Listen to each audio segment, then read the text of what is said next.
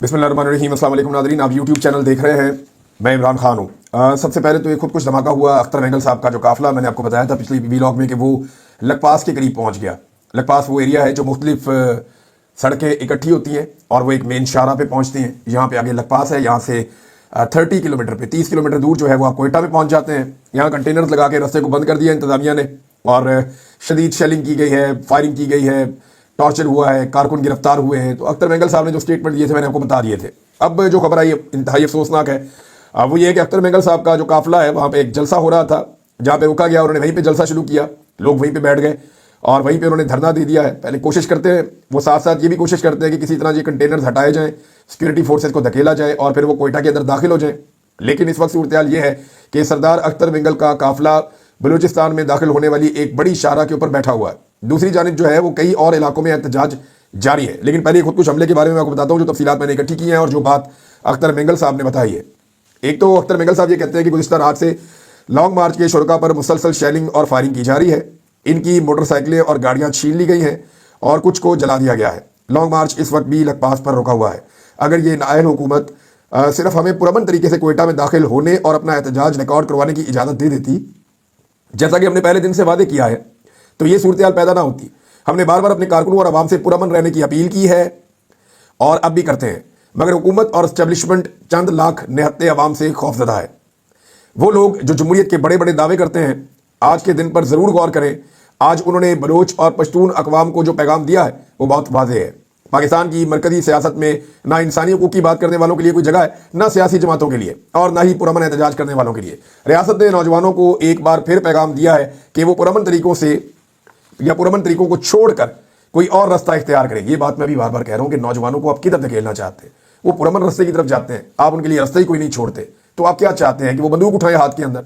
तो ये अब वो भी यही कह रहे हैं कि रियासत ने नौजवानों को एक बार फिर ये पैगाम दिया है कि वो पुरअमन तरीकों को छोड़कर कोई और रास्ता इख्तियार करें। हमें ना अपनी माओं और बहनों के लिए आवाज़ उठाने की इजाज़त है, ना लापता अफराद के लिए एहतजाज की इजाज़त है, ना उनकी लाशें मिलने पर सवाल उठाने की इजाज़त है, और हम इसे जमहूरियत कहते हैं। ये जनाब अख्तर मेंगल साहब ने बात की। अब हुआ ये कि वहाँ पे एक जलसागाह बन गई। अख्तर मेंगल साहब जो है वो वहाँ पे मौजूद थे अपने साथियों के साथ और सामने जो है वो हज़ारों की तादाद में लोग मौजूद हैं। अब वहाँ तकारीर हो रही हैं और अख्तर मेंगल साहब के जो कबीले के लोग हैं वो डिफरेंट टोलियों में, क्योंकि वो सारा कच्चा सा इलाका है, वो आप देखेंगे तो आपको ऐसा लगेगा जैसे एक दश्त टाइप है, वो पत्थर है, रेत है, वहाँ इस तरह से है। तो वो लोग मुख्तलिफ जगहों पे बैठे हुए हैं बलोच, और उनका म्यारी ज़िंदगी आपको पता ही है, उनका पहनावा आपको पता है, वो पाकिस्तान से कितना पीछे चल रहे हैं ये भी आपको पता है, और उनकी वजह से, उनके वसाइल की वजह से पाकिस्तान कितना आगे गया ये भी आपको पता है। बहरहाल वो लोग वहाँ बैठे थे तो उन्हें एक मशकूक आदमी आता हुआ दिखाई दिया। उस आदमी को रोका, दूर रोका कि रुक जाओ, और उस आदमी ने पिस्टल निकाल लिया, जो वहाँ से एनी शाहिदीन के मुताबिक चीज़ें रिपोर्ट हुई। उस आदमी ने पिस्तौल निकाल लिया, लेकिन अख्तर मेंगल साहब के लोग जो है वो उन्होंने इसका मुकाबला किया। वो शख्स भागा बच के, दो लोग उसके पीछे भागे, भागते भागते वो शख्स गिर गया। जब वो गिरा तो उसके बाद धमाका हो गया, और वो जो शख्स था उसके बारे में कहा जा रहा है कि वो खुद कुछ बमबार था। वो अख्तर मेंगल साहब के जलसागाह के ऊपर धमाका करने के लिए आ रहा था, इनके मेन काफिले के ऊपर अटैक करने आ रहा था। लेकिन हुआ ये कि उसको अख्तर मेंगल साहब के लोगों ने पहचान लिया, वो वापस भागा, ये उसके पीछे भागे और वो गिर गया। अब गिरने की वजह से हादसाती तौर पे या फिर वैसे ये उसने खुद अपने आप को उड़ा लिया, इसके बारे में कोई पता नहीं है। अख्तर मेंगल साहब ने भी यही बात की है। लेकिन दो लोग अख्तर मेंगल साहब के जो उनके पीछे भाग रहे थे वो जख्मी हुए हैं। हुकूमत को आप ये देखें, हुकूमत ने कोई एम्बुलेंस नहीं भेजी, कोई सरकारी अमला नहीं भेजा। जो खुद कुछ बमबार था उसके जिस्म से जो हिस्से मिले उनको इकट्ठा करने के लिए किसी फोरेंसिक टीम को नहीं भेजा, कोई सरकारी मदद वहाँ पर नहीं पहुँची। यानी क्या हुकूमत इन्हें अपने मुल्क का या अपने सूबे का दुश्मन समझती है? ये कहीं दुश्मन मुल्क से आए हुए लोग हैं भाई, पाकिस्तानी है, इनके ऊपर एक अटैक हुआ है, बेशक वो नाकाम हो गया है, तो रियासती इदारों को वहाँ पहुँचना चाहिए, वहाँ पे एम्बुलेंसें पहुँचानी चाहिए, जो ज़ख्मी है उनको रेस्क्यू करना चाहिए था, जो शख्स यहाँ पे आया उसके बाकियात इकट्ठी करनी चाहिए थी और तहकीकात को आगे बढ़ाना चाहिए था। ये छोटा वाक़या नहीं है, एक बड़े लीडर के ऊपर खुद कुछ हमले की कोशिश की गई है। अब अख्तर मेंगल साहब ने बातचीत की है चंद सहाफ़ियों से, जिनमें एक सहाफ़ी ने रिपोर्ट किया कि खुदा न खास्ता अगर कोई वाक़या हुआ या अख्तर मेंगल साहब को कुछ हुआ तो उन्होंने कहा जी इसकी जिम्मेदारी सिक्योरिटी फोर्सेस के ज़िम्मे होगी, सिक्योरिटी इदारे जो है वो रिस्पॉन्सिबल होंगे अगर मुझे कुछ हुआ तो। नाज़रीन, ये इस वक्त सूरत हाल है। वो अपनी माओ बहनों को आज़ाद करवाने के लिए कोयटा के दरवाजे में बैठे हैं सूबाई दारुल हुकूमत के, और कोयटा के अंदर जो इंतज़ामिया है वो कोयटा को एक किला बनाकर अंदर बंद हो गई है और वो किसी को अंदर नहीं आने दे रहे। हज़ारों लोग अपनी ईद कुर्बान करके अपनी ख़वातीन की रिहाई के लिए वहाँ पहुँचे। اب یہ بہت بڑی تعداد میں لوگ ہیں، یہ بیچارے اب بلوچستان میں اگر ہزاروں لوگ بھی اکٹھے ہو جائیں نا تو وہ اب پنجاب میں لاکھوں کے برابر آپ سمجھیں. آبادی چھوٹی ہے، وسائل بہت کم ہیں، لوگ بڑی مشکل سے ٹریول کر پاتے ہیں. وہاں تو لوگوں کی غربت کا عالم ہی بہت عجیب ہے. تو وہاں پہ ہزاروں لوگوں کا وہاں موجود ہونا یہ بہت بڑی بات ہے. اب مینگل صاحب تو چند لاکھ لوگ کہہ رہے ہیں، لیکن ابھی یہ ہزاروں لوگ وہاں پہ موجود ہیں اگر آپ زمینی حقائق کو دیکھیں، اور یہ بہت بڑی تعداد ہے. اب یہ ہزاروں لوگ جو ہے وہ اپنی عید خراب کرنے کے لیے بھی تیار ہیں کہ اب عید کے اوپر بھی گھر نہیں جا رہے جب ہماری خواتین کی عزت محفوظ نہیں ہے. اور ہزاروں لوگ اپنی عید قربان کر کے اپنی خواتین کے لیے انصاف مانگ رہے ہیں. اور بلوچستان میں ایک اور خبر ہے جی، کچھی اور موسا خیل میں بھی شام 5 بجے سے صبح 5 بجے تک ٹریفک بند کر دی گئی. یعنی یہ آپ اندازہ کر لیں کہ دن کی روشنی کے علاوہ آپ اب بلوچستان میں ٹریول نہیں کر سکتے. یہ وہ علاقے ہیں جہاں پہ دن رات ٹریول کیا جاتا تھا، کبھی کوئی مسئلہ ہی نہیں ہوتا تھا. حتیٰ کہ پرویز مشرف کے دور میں بھی یہاں پہ مسائل نہیں ہوئے. لیکن بلوچستان کو ایک ایسی آگ میں دھکیلا گیا ہے اور ایک ایسی صورتحال پیدا کر دی گئی ہے کہ اب دن کے وقت ہی آپ ٹریول کر سکتے ہیں، اور وہ بھی محدود علاقوں میں. آپ ہر طرف بلوچستان میں نہیں جا سکتے. اور جو میں کہہ رہا ہوں ذمہ داری کے ساتھ کہہ رہا ہوں، مقامی صحافیوں سے، مقامی لوگوں سے بات کر کے یہ انفارمیشن ملتی ہے. ناظرین، گوادر میں بھی ایک دھرنا دے دیا گیا ہے، اور گوادر والے دھرنے میں صورتحال یہ ہے کہ جو جماعت اسلامی کے ہدایت الرحمان صاحب ہیں، ہم سب انہیں جانتے ہیں، انہوں نے گوادر میں اس سے پہلے حق دو تحریک چلائی تھی، بڑی تگڑی ان کی تحریک تھی. انہوں نے دھرنا دے دیا ہے اب گوادر میں، اور وہ اپنے مطالبات کے لیے وہاں بیٹھے ہیں. گوادر پہ آپ کو یاد ہوگا ابھی اٹیک ہوا تھا اور کچھ لوگ شہید ہوئے گوادر میں، اور اس کے بعد اب گوادر میں دھرنا دے دیا گیا ہے. اور اس کا یعنی ان کے مطالبات بھی اسی طرح کے ہیں جیسے اختر مینگل صاحب کے مطالبات ہیں، لیکن حکومت کوئی مطالبہ سننے کے موڈ میں نہیں ہے. دوسرا ایک اور افسوسناک واقعہ ہے ناظرین. اچھا، اس کے بارے میں تفصیلات ابھی آ رہی ہیں. میری مقامی صحافیوں سے بات ہوئی ہے، یہ ایکچولی سوات کے لوگ ہیں، سوات کے رہنے والے ہیں. اور اگر آپ سوات سے اسلام آباد کی طرف ٹریول کریں تو ایک سوات موٹر وے ہے جو صوبائی حکومت نے بنائی تھی. وہاں پہ ایک کاٹلنگ کا علاقہ آتا ہے، اس کا ایک انٹرچینج بھی بنا ہوا ہے، یہ مردان کی طرف آپ کو لے جاتا ہے. یہاں پہ نا 2 شموزوں کے علاقے ہیں. ایک شموزو برج جو ہے وہ ہے آپ کا سوات میں جاتے ہوئے اندر انٹر ہوتے ہوئے ملکنڈ کی طرف، اگر آپ جاتے ہیں تو آپ کے لیفٹ پہ آتا ہے. دوسرا جو شموزو کا علاقہ ہے یہ یہاں پہ مردان کے ضلع میں موجود ہے، کاٹلنگ کے پاس. تو یہاں پہ پہلے یہ کہا گیا کہ زیادہ حملے ہوئے ہیں، لیکن اب جو اطلاعات آ رہی ہیں کہ ڈرون حملہ ڈیفینیٹلی مقامی لوگ یہ کہہ رہے ہیں کہ یہاں پہ ڈرون حملہ کیا گیا ہے سیکورٹی فورسز کی جانب سے، جس میں بے گناہ لوگ شہید ہو گئے ہیں. اب یہ اخونزادہ حسین صاحب جن کا تعلق آپ ان کو سنتے رہتے ہیں جب بھی فضل الرحمان صاحب اور پاکستان تحریک انصاف کے مذاکرات ہوتے ہیں، یہ بڑی تیزی سے پاکستان تحریک انصاف میں انہوں نے اپنا ایک مقام حاصل کیا ہے موجودہ دور کے اندر. دونوں جماعتوں کو قریب لانے میں ڈیلنگ کے اندر یہ بڑی محنت کرتے ہیں. ابھی کچھ عرصہ پہلے اپوزیشن کی جو کانفرنس ہوئی تھی اس میں بھی اخونزادہ حسین صاحب کا ایک بڑا کردار تھا. تو انہوں نے یہ بتایا کہ 10 بے گناہ شہری اس میں شہید ہو گئے ہیں، جن میں خواتین بھی شامل ہیں. اور یہ حملہ جو کیا گیا ہے ان کے بقول یہ ریاستی اداروں کی جانب سے ڈرون حملہ کیا گیا ہے. مقامی لوگ جتنے بھی ہیں، صحافی ہیں، ان کے ذرائع یہ کہہ رہے ہیں کہ یہ ڈرون حملہ ہے. لیکن سرکاری جانب سے ابھی بالکل خاموشی ہے. نہ تو پولیس نے کوئی بیان دیا اس پہ، نہ سیکورٹی فورسز نے اس پہ کوئی بیان دیا، نہ خیبر پختونخوا حکومت کا ابھی تک کوئی سٹیٹمنٹ آیا، نہ ہی فیڈرل گورنمنٹ کا ابھی تک کوئی سٹیٹمنٹ آیا. وزیر داخلہ، وزیر دفاع، کسی نے کوئی سٹیٹمنٹ ابھی تک اس کے اوپر نہیں دیا. لیکن یہ ڈرون حملہ رپورٹ ہوا ہے جس میں 10 لوگ شہید ہوئے ہیں، اور مقامی افراد کے مطابق یہ بے گناہ لوگ ہیں، ان میں خواتین بھی شامل ہیں. اور ان کی لاشیں اب رکھ دی گئی ہیں علاقے لوائقین اور اہل علاقہ کی جانب سے سوات موٹر وے پہ، اور پچھلے کئی گھنٹے سے سوات موٹر وے بند ہے. اب یہ ایک نئی سچویشن ہے، لاشیں رکھ کے لوگ احتجاج کر رہے ہیں سوات موٹر وے پہ. یہ لوگ کون تھے ذرا تھوڑا میں آپ کو بتا دوں. ان میں زیادہ لوگ وہ ہیں جو نقل مکانی کرتے ہیں. یہ اپر سوات کے رہنے والے ہیں، جیسے اپر چترال کے علاقے ہیں، اپر سوات کے علاقے ہیں. یہ لوگ کرتے ہیں کہ جب سردی کا موسم آتا ہے تو یہ 5 مہینے کے لیے 6 مہینے کے لیے نیچے چلے جاتے ہیں، مردان کے علاقوں میں چلے جاتے ہیں، دیگر کچھ اور علاقوں میں چلے جاتے ہیں. وہاں پہ یہ بعض اوقات گھر کرائے پہ لے لیتے ہیں. بعض لوگوں کے 2 گھر ہیں کہ وہ اپنی زندگی کے چند مہینے گزارتے ہیں جب بہت سردی ہوتی ہے، جلانے کے لیے لکڑی بھی اویلیبل نہیں ہوتی. اور عمران خان صاحب نے ایک جب اصول بنایا تھا کہ آپ جنگل نہیں کاٹ سکتے، تو اس کے بعد یہ لوگ اپنی زندگی کا انہوں نے طریقہ کار زیادہ تبدیل کر دیا تھا. تو یہ اپر سوات کے علاقوں سے جو لوگ نیچے آئے وہ لوگ آ کر یہاں پہ کاٹلنگ کے علاقے میں رہ رہے تھے. تو کاٹلنگ کے علاقے میں جب یہ خودکش حملہ ہوا ہے، یہ وہ لوگ ہیں جن کے اوپر اٹیک ہوا، اور آج کل کے دنوں میں ہی ان کو واپس اپر سوات میں اپنے علاقوں میں جانا تھا. تو ناظرین، یہ انتہائی افسوسناک خبر ہے. اس کے اوپر ایک طرف کا پورا موقف ہمارے پاس موجود ہے کہ ڈرون حملہ ہوا ہے، دوسرا اس کے اندر یہ دعویٰ کیا گیا کہ خواتین بھی شامل ہیں جو شہید ہوئے لوگ ان میں، اور تیسرا یہ کہ یہ بے گناہ لوگ ہیں جو شہید ہوئے ہیں. اب جو سرکاری موقف ہے وہ آنا باقی ہے، وہ آتا ہے تو وہ بھی آپ کے ساتھ شیئر کر دیتے ہیں. ناظرین، قاضی فائد عیسیٰ صاحب کی ایک تصویر جو ہے وہ وائرل ہوئی ہے. یہ ذرا تصویر آپ دیکھیں، یہ پہچانے نہیں جا رہے نا آپ سے، یہ قاضی فائز عیسیٰ صاحب ہے. اندازہ کیجیے آپ. اب یہ شخص پہچانا بھی نہیں جا رہا. پتہ ہے کیوں؟ دیکھیں، پورا حلیہ ہی بدلا ہوا ہے. جیسے کپڑے قاضی فائز عیسیٰ نے پہنے ہوئے ہیں ایسے کپڑے تو یہ کبھی پہنتے ہی نہیں تھے. شلوار قمیض اور ویسٹ کوٹ. قومی لباس ہے، پہننا چاہیے. लेकिन आप ये देखें कि उन्होंने ये कपड़े इससे पहले हमने उनको ऐसे नहीं देखा नॉर्मली, तो ये उस तरह के कपड़े इन्होंने पहने हुए हैं। दूसरा आप देखें इनके सर के बाल बहुत छोटे छोटे हैं, बिल्कुल ही जैसे मशीन फेरी हुई होती है। फिर अगर आप दाढ़ी के बाल देखें तो काजी साहब की पहले दाढ़ी जो है वो थोड़ी सी लंबी हुआ करती थी, अब बिल्कुल ही ना होने के बराबर बिल्कुल छोटी छोटी दाढ़ी है। और जो ऐनक काजी फायद ईसा साहब ने लगाई हुई है, ये ऐनक हुलिया बदलने के लिए ऐसा लगता है लगाई है कि इस ऐनक को पहनने के बाद काजी साहब बिल्कुल ही नहीं पहचाने जा रहे कि ये वो वाला आदमी है जिसने चीफ जस्टिस ऑफ पाकिस्तान के तौर पर तबाही फेरी हुई थी।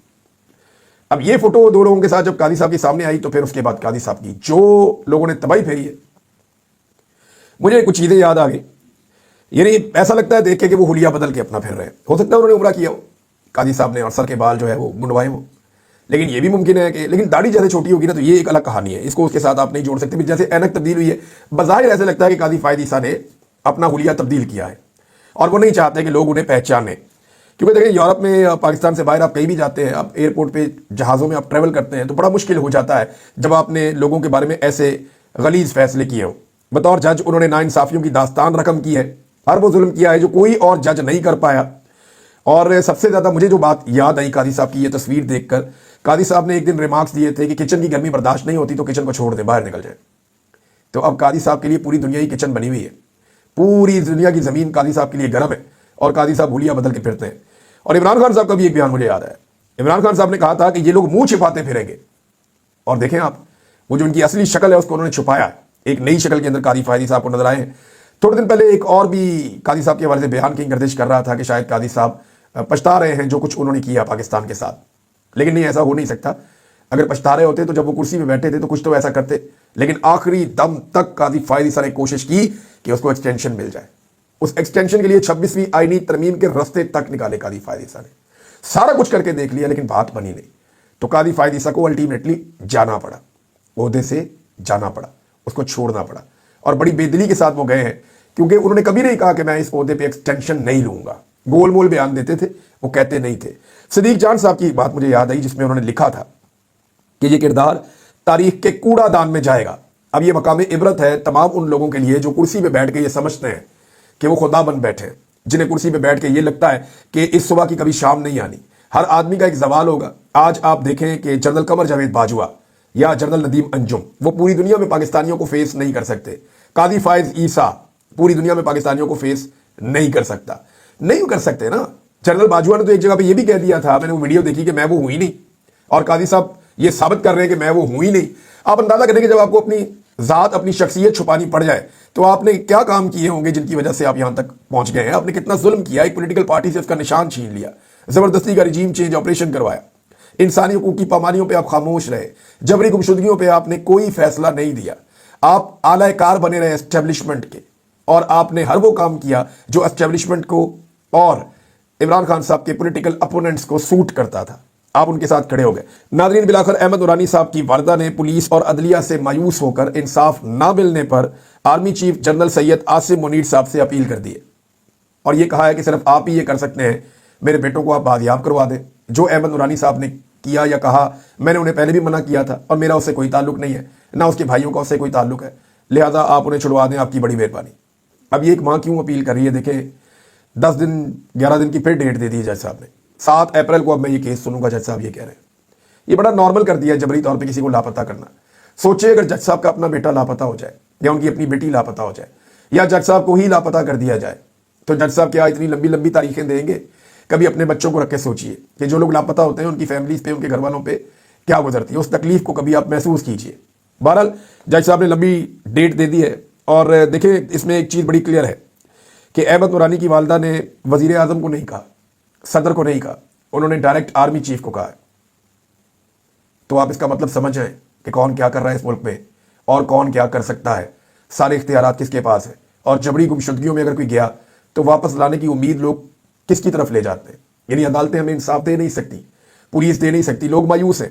और ये फिर स्टेटमेंट जो है वो दिलवाया गया, यानी अहमद नूरानी की वालदा से रब्ता कर रहे थे कुछ दोस्त, हमारे ही दोस्त हैं, और वो ये कह रहे थे कि बीच का रास्ता निकालते हैं, माजी आप एक स्टेटमेंट तो जारी करें, आप एक बयान तो दें ताकि हम जाएं लेकर बयान और जाकर कहें जी ठीक है, ये देखिए इन्होंने कह दिया कि हमारा अहमद नूरानी से कोई ताल्लुक नहीं है, इनको आप छोड़ दें मेहरबानी करके। अहमद नूरानी पे आपने केस करना है, जाके आप अमेरिका में केस कर दें, जहाँ पे वो रहते हैं वहाँ जाके केस कर दें। गलत खबर है तो जाके वहाँ केस कर दें। अब ये जो है कुछ लोगों ने कोशिश की है और अहमद नूरानी साहब की वालदा ने ये स्टेटमेंट दिया है। नाज़रीन, एक और खबर है और वो खबर है जी 6 नहरों की उसूली मंजूरी के हवाले से। मैंने आपको ये खबर दी थी और आपको बाकायदा सबूत दिखाए थे, ये आप बेशक दोबारा देख ले कि आसिफ अली जरदारी ने मंजूरी दी थी 6 नहरों की। अब डॉन अखबार ने इसके ऊपर इंकशाफ कर दिया है। डॉन अखबार मिनट्स निकाल के ले आया, उस मीटिंग की, और उसने कहा जी कि आसिफ अली जरदारी ने वो 6 नहरें बनाने की असूली मंजूरी दी थी जिनके खिलाफ पाकिस्तान पीपल्स पार्टी आजकल एहतजाज कर रही है। सिंध की हुकूमत और पीपल्स पार्टी जो है वो आजकल एहतजाज कर रही है, लेकिन ये नहरें बनाने की जो मंजूरी है वो बिलावल जरदारी और आसिफ जरदारी और आसिफा जरदारी, इन लोगों ने, इनकी वफाकी हुकूमत ने और सदर पाकिस्तान के तौर पे जो है खसूसन आसिफ अली जरदारी साहब ने इनकी मंजूरी दी थी। अगर सिंध के लोगों के पानी के साथ कोई खिलवाड़ हो रहा है या उन्हें लगता है कि उनके साथ कोई ज्यादती हो रही है तो उनके साथ ये ज्यादती नून लीग नहीं कर रही। मैं आपको ये फिर बता रहा हूं कि नून लीग उनके साथ ये ज्यादती नहीं कर रही, ये ज्यादती उनके साथ एस्टेब्लिशमेंट और एस्टेब्लिशमेंट के साथ मिलकर टाउटगिरी के चक्कर में आसिफ जरदारी और दीगर जरदारी खानदान जिनमें बिलावल और आसिफा शामिल हैं, ये लोग मिलकर सिंध के अवाम के साथ गद्दारी कर रहे हैं। सिंध के अवाम इस बात को समझ लें। बंद कमरों में मिलिट्री ऑफिसर्स के सामने बैठकर जरदारी साहब ने बाकायदा इन नहरों की मंजूरी दी हुई है जिसके तहरीरी और विजुअल सबूत मौजूद है। डॉन अखबार ने भी इसके बारे में लिख दिया है। अब जाओ जाके डॉन अखबार पे केस कर दो। ये सिंपल। नाज़रीन, एक संभाल के रखने वाला बयान मिल गया है और ये बयान आपने अपने पास संभाल के रखना है। एक वक्त आएगा ये बयान हमारे बहुत काम आएगा, क्योंकि ये बाद में चैंपियन बन जाते हैं जमहूरियत के। तो जब ये जमहूरियत के चैंपियन बन जाते हैं तब इनके सामने इस तरह के बयान जरूर रखने चाहिए। पीका एक्ट के तहत सहाफियों के खिलाफ मुकदमात और गिरफ्तारियों को बहैसियत वजीर ओन करता हूं। ये कौन कह रहा है? तलाल चौधरी। ये बयान अपने पास रख लीजिएगा बस, कि पीका एक्ट के तहत जो कुछ भी सहाफियों के साथ हुआ, गिरफ्तारियां हुई, जो उनके खिलाफ मुकदमात हुए, उसको बतौर वजीर मुस्लिम लीग नून ने ओन कर लिया है। और ये तलाल चौधरी जो नवाज शरीफ के और मरियम के बहुत करीब है, इस शख्स ने ओन किया है। तो ये रिकॉर्ड के ऊपर रखना है और हमने हमेशा इसको याद रखना है, ये बहुत जरूरी है। ये ना हो कल को ये कहें जनाब कि ये जुल्म हो गया, मीडिया पे पाबंदी लग गई, ये फलां चीज क्यों हो गई, ये चीज क्यों हो गई। अब नवाज शरीफ की आप हालत देखें कि जिन्होंने कौमी सलामती कमेटी के इजलास में इसलिए शिरकत नहीं की बकौल उनकी पार्टी के कि वो बीमार थे, वो अब गवाल मंडी गए हैं अपने दोस्तों से मिलने और पुरानी यादें ताज़ा करने। ये दुनिया अखबार में रिपोर्ट हुआ है कि मियाँ साहब गवाल मंडी पहुंच गए, अपने पुराने दोस्तों को मिले, अपनी पुरानी यादें ताज़ा की, वहां पे बहुत टाइम गुजारा वापस। तो कौमी सलामती कमेटी की मीटिंग में क्यों नहीं गए? ये सब जानते हैं क्यों नहीं गए।